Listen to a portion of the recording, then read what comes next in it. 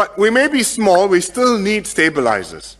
And especially we need stabilizers in two areas: protecting our reserves and safeguarding the integrity of our public service. Why do I say this? Because these are two critical elements that give us safety, security, assurance, and resources for the future. It's taken us decades to build up our foreign reserves. They are our oil in the ground.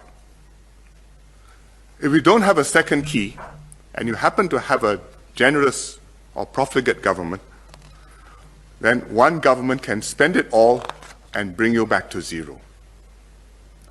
Elections will become auctions, where the parties compete to be more generous than the other, offering what it can do to voters by raiding the bank, as happens in countries much richer than us. You look at Australia, when 10 years ago, under basically a conservative government, they built up a significant amount of reserves or surpluses. They set up pension fund for the future, and they said this is our sovereign wealth fund, and this is to make sure that in future you'll be provided for state pensions and so on.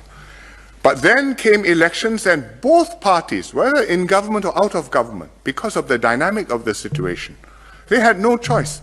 One side offers something, the other side offers more, and back and forth. It's an auction. Today, the funds for the future have disappeared. The country is in deficit. The commodities boom is over. The budgets cannot be settled. They have to cut back spending. It's extremely contentious. We are back where they were, all within 10 years. It can happen to Australia with all that wealth and resources. Think what can happen if it's Singapore. That's money. What about people?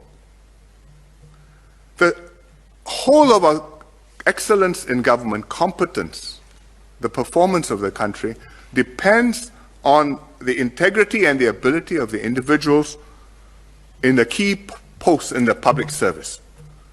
Judges, central bankers, the accountant general, the commissioner of police, the people who head our stat boards, who sit on our stat board, key stat boards, the people who manage our reserves. Once corrupt persons get into key positions, that's the end. It's not only the end because they take money and help themselves, because you can stop that and put them in jail.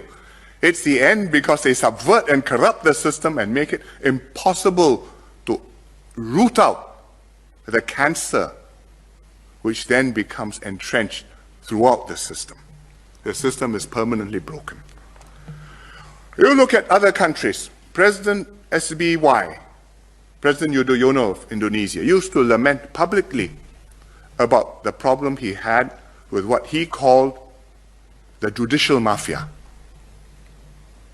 He doesn't mean the mafia on the streets. He means judges whom he could not trust for their integrity because they had become corrupt and they had become part of the problem. You look at other countries where the police are in cahoots with the crooks. And if you have a problem, you're not sure whether you should go to the police station or run away from the police station. Or you look at countries where those responsible for safeguarding state assets instead raid the bank. As the Malay proverb goes, pagar makan padi.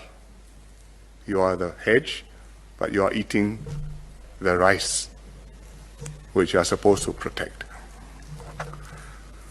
To prevent this, or at least to make this harder, this system needs a second key. And the challenge is for us how to ensure this second key strengthens and stabilizes our system of government.